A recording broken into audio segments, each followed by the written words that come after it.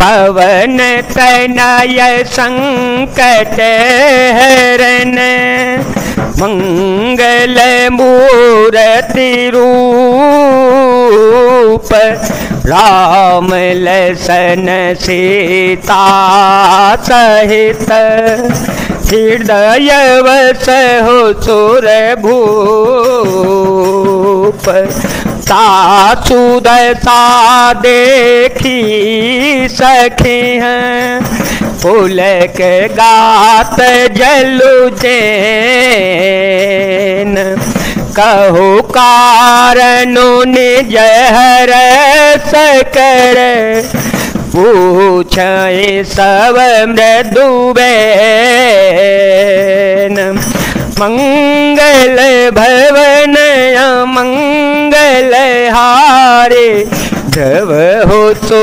दशरथ अजर विहारे राम सिया राम सिया राम सिया राम सिया राम जय जय राम।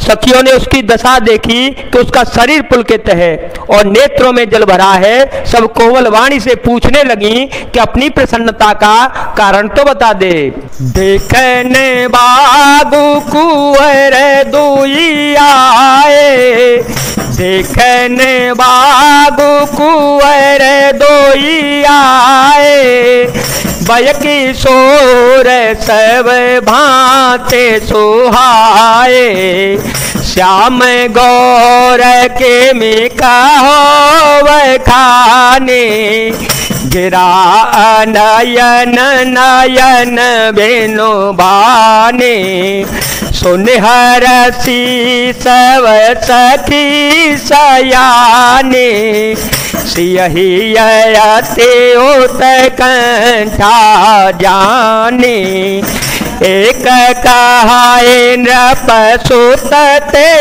आले, सुने जे मुनि संग आए काले, राम सिया राम सिया राम सिया राम, सिया राम जय जय राम।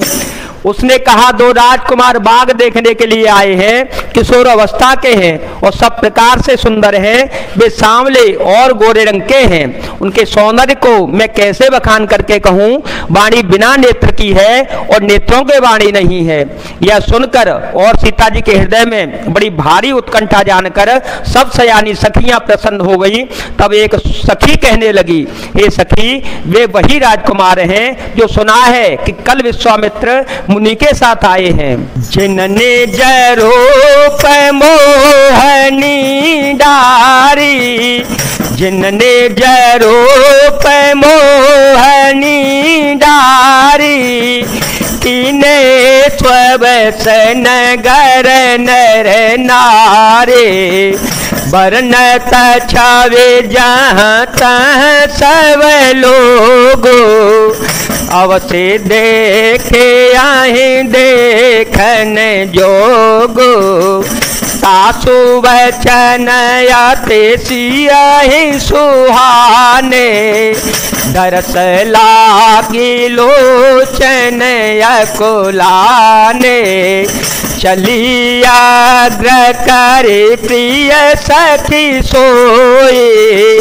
प्रीति पुरातन लखाए न कोए, मंगल भवन या मंगल हारे, ध्रुव सो दशरथ अजर विहारे।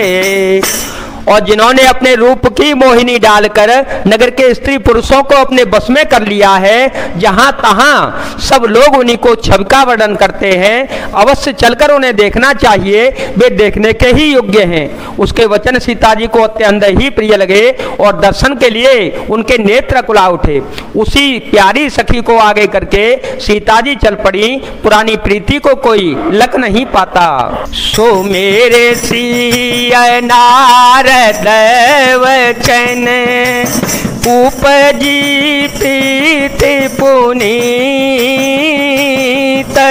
चकित विलोकते सकल देशे जनों से सुमृगी सभीत। राम सिया राम सिया राम सिया राम सिया राम जय जय राम। नारद जी के वचनों का स्मरण करके सीता जी के मन में पवित्र प्रीति उत्पन्न हो गई। वे चकित होकर सब और इस तरह देख रही हैं मानो डरी हुई मृगछौनी इधर उधर देख रही हो। कंकन के नूपुर धोने सोने कंकन के नूपुर धोने सोने कहत लखन सन रामो हृदय गोने मान हो मदन दोंदो बीदिनी मनसा बे स्वबे जाय कह केने हस कहे फेरे चेताए तेहि ओरा सिय मुख ससी भाई नयन चकोरा भये विलोचन चारु अचंचल मन हो सकोचे निमित जे दे गंचल। राम सिया राम सिया राम सिया राम सिया राम जय जय राम। कंकड़ हाथों के कड़े करधनी और पायजेब के शब्द सुनकर श्री रामचंद्र जी के हृदय में विचार कर लक्ष्मण से कहते हैं यह ध्वनि ऐसी आ रही है मानो कामदेव ने विश्व को जीतने का संकल्प करके डंके पर चोट मारी है। ऐसा कहकर श्री राम जी ने फिर कर उस ओर देखा। श्री सीता जी के मुख रूपी चंद्रमा को निहारने के लिए उनके नेत्र चकोर बन गए, सुंदर नेत्र स्थिर हो गए, टकटकी लग गई मानो निमि जनक जी के पूर्वज ने जिनका सबकी पलकों में निवास माना गया है, लड़की दामाद के मिलन को प्रसंग को देखना उचित नहीं, इस भाव से सौचा कर पलकें छोड़ दी, पलकों में रहना छोड़ दिया, जिससे पलकों का गिरना रुक गया। देखी सी शोभा सुख पावा देखी सी शोभा सुख पावा हृदय सराहत वचन आवा जनु बेरांचे सवन जनि पुनाए बेरचे बेस्व कह प्रगट देखाए।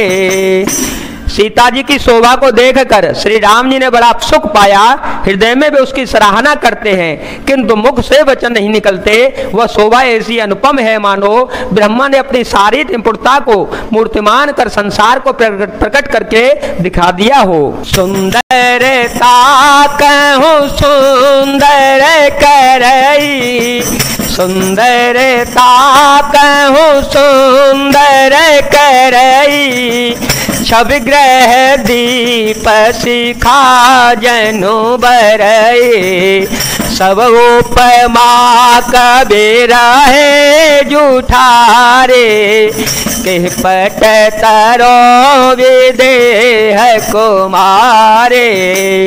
वह सीता जी की शोभा सुंदरता को भी सुंदर करने वाली है। वह ऐसी मालूम होती है मानो सुंदरता रूपी घर में दीपक की लौ जल रही हो। अब तक सुंदरता रूपी भवन में अंधेरा था, वह भवन मानो सीता जी की सुंदरता रूपी दीप शिखा को पाकर जगमगा उठा हो, पहले से भी अधिक सुंदर हो गया है। सारी उपमाओं को तो कवियों ने झूठा कर रखा है, मैं जनक नंदिनी सीता जी की किस प्रकार से उपमा दूं।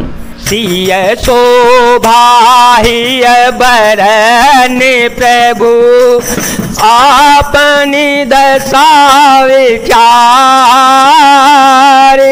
बोले सोचे मन अनो जसन वचन समय अनुहार मंगल भवन मंगल हारी ध्रुव हो तो दशरथ अजीर विहारे। राम सिया राम सिया राम सिया राम, सिया राम जय जय राम। इस प्रकार हृदय में सीता जी की शोभा का वर्णन करके और अपनी दशा को विचार कर प्रभु श्री रामचंद्र जी पवित्र मन से अपने छोटे भाई लक्ष्मण से समयानुकूल वचन बोले। तात जनक तनयाय सोई, धनुष यज्ञ जेहि कारण होए। पूजन गौर सखी ले आई, करत प्रकाश फेरए फुलवाए। जासो बेलोके अलोके शोभा, सहज पुनीत मोर मनो छोवा। सो सब कारण जान विधाता, पर कहीं सुबद अंग सोनो भ्राता। हे तात, यह वही जनक की कन्या है जिसके लिए धनुष यज्ञ हो रहा है। सखियां इसे गौरी पूजन के लिए ले आई हैं। यह फुलवारी में प्रकाश करते हुए फिर रही है, जिसकी अलौकिक सुंदरता देखकर स्वभाव से ही पवित्र मेरा मन क्षुब्ध हो गया है।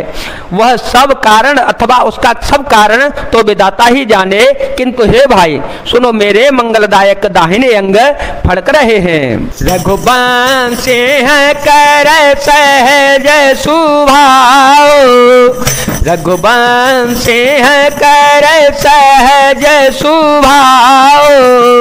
मन को पंथ पगो धरे न काओ, मोहयाते साया प्याते मन खेरे। जय सपने हो पर नारे नहेरे, जिनके लहाए नारे पूरन पीते। नहीं पावहे परतिय मनु ढेते, मंगन लहाए न जिनके नाहे। ते नर बर थोरे जग माहे, राम सिया राम सिया राम सिया राम, सिया राम जय जय राम। रघुवंशियों का यह सहज जन्मगत स्वभाव है कि उनका मन कभी कुमार्ग पर पैर नहीं रखता। मुझे तो अपने मन का अत्यंत ही विश्वास है कि जिसने जागृत को कौन कहे, स्वप्न में भी पराई स्त्री पर दृष्टि नहीं डाली है। रण में शत्रु जिनकी पीठ नहीं देख पाते, अर्थात जो लड़ाई के मैदान से भागते नहीं, पराई स्त्रियां जिनके मन और दृष्टि को नहीं खींच पाती, और भिखारी जिनके यहाँ से ना ही नहीं पाते, खाली हाथ नहीं लौटते, ऐसे श्रेष्ठ पुरुष संसार में थोड़े ही हैं।